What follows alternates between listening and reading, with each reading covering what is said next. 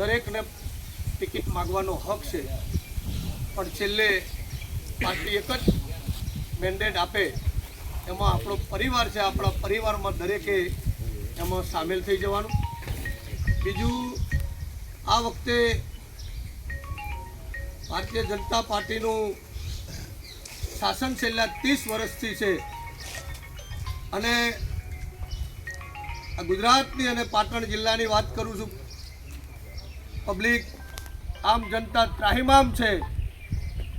મોંઘવારી હોય, શિક્ષણ હોય, રોડ રસ્તા હોય, દરેક ક્ષેત્રે ભારતીય જનતા પાર્ટી નિષ્ફળ ગઈ છે અને નિષ્ફળતાનો લાભ આ પરિવર્તન લાવવા માટે આમ જનતા આપણી સાથે જોડાવાની છે.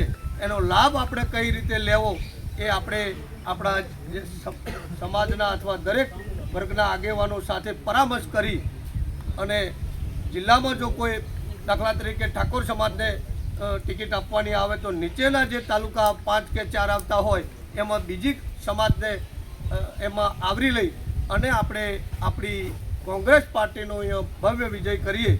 4 જિલ્લા પંચાયત અને 18 તાલુકાની સીટો આપણે જીતીએ એ આશયથી આજે આપણે મિટિંગ કરી છે. દરેક દાવેદારોને જિલ્લા પ્રમુખ તરીકે મારી શુભેચ્છાઓ અને જીતી અને 28 તારીખે ગલાલ ઉડાડીએ એવી આપ દરેકને શુભેચ્છાઓ. જય હિન્દ, જય ભારત.